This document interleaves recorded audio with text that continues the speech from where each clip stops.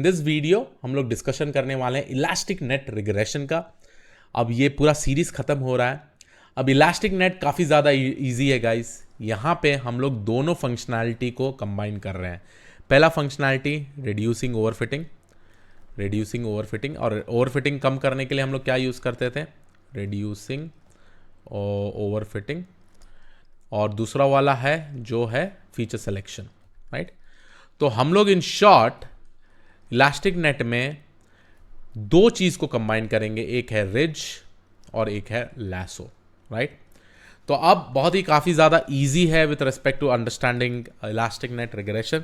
मेरा जो cost function होगा उसको मैं डायरेक्टली लिख देता हूँ 1/n, i is equal to 1 to n y of i hat whole square plus. अब देखिए पहला रिज का जो इंपॉर्टेंट कंपोनेंट है, अगर आप देखेंगे रिज में ये सारा इंपॉर्टेंट कंपोनेंट है, राइट, और लासो में ये इंपॉर्टेंट कंपोनेंट है, राइट।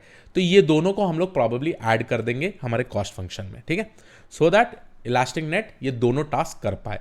तो यहां पे मैं लिखने वाला हूं λ1 जो मेरा फर्स्ट वाला होगा hyper parameter, i is equal to 1 to n slope square, ठीक है, plus λ2 summation of i is equal to 1 to n slash slope, ठीक है। तो ये दोनों को हम लोग प्रॉब्ली ऐड करेंगे, तो ये मेरा पूरा का पूरा बन जाता है cost function for elastic net. But at the end of the day हम लोग इलास्टिक नेट क्यों यूज करते हैं, for both of this purpose, जो ridge regression and lasso regression separately करता है, राइट। जो पहला वाला टर्म है इसको हम लोग बेसिकली बोलते हैं एम मीन स्क्वायर्ड एरर। दूसरा वाला टर्म है फॉर रिड्यूसिंग ओवरफिटिंग,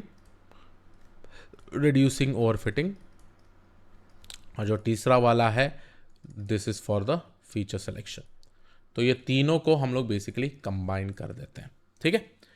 तो एज यूजुअल जो मेरा λ1 एंड λ2 है ये बेसिकली हमारा हाइपर पैरामीटर ट्यूनिंग से हम लोग इसका वैल्यू सेलेक्ट करते हैं, ठीक है, हाइपर पैरामीटर ट्यूनिंग से हम लोग इसका वैल्यू सेलेक्ट करते हैं। So perfect, this was about elastic net. अब हम लोग कोशिश करेंगे यही पूरा का पूरा यही इक्वेशंस है ना sklearn में कैसे दिखता है, आपको मॉडल के बारे में बताएंगे कि कैसे आप मॉडल क्रिएट कर सकते हैं। अभी हम लोग बस कोड देखेंगे, राइट, कैसे कोड होता है उसका। जैसे हम लोग ने सिंपल लीनियर रिग्रेशन में किया था वैसे ही। तो आप प्रॉब्ली जाके जस्ट सर्च करिए sklearn रिज, ठीक है।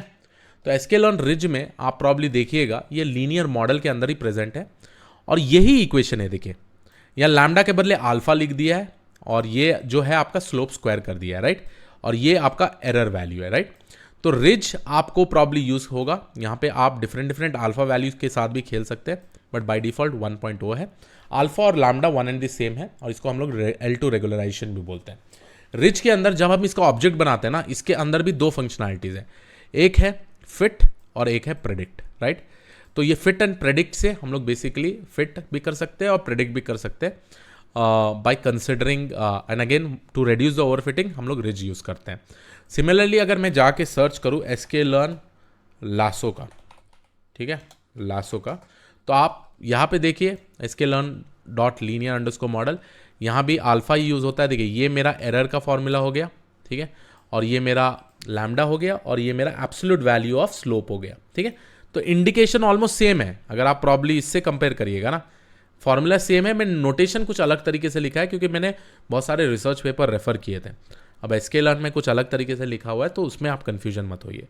लासो में भी दो इंपॉर्टेंट फंक्शनैलिटीज है, एक है फिट और उसके बाद एक है प्रेडिक्ट, राइट। तो फिट एंड प्रेडिक्ट को हम लोग यूज करके बेसिकली मॉडल को ट्रेन कर सकते हैं। एंड फाइनली जो sklearn में इलास्टिक नेट यूज होता है, ये बेसिकली कॉम्बिनेशन है अपना बोथ रिज एंड लासो का। तो आप प्रॉब्ली इक्वेशन देख पाइएगा, ये मेरा एरर हो गया, उसके बाद ये मेरा अल्फा हो गया, अल्फा एंड L1 रेशियो ये बोलता है, ठीक है। यहाँ पे L1 रेशियो भी डालते हैं, मतलब आपको रिज में कितना फोकस करना है, आपको लासो में कितना फोकस करना है। अगर मैं L1 रेशियो डाल रहा हूँ तो लासो में 50% फोकस करना है, तो ये 0.5 मल्टीप्लाइड बाय अल्फा, ये फॉर्मूला यूज हो जाता है, ठीक है।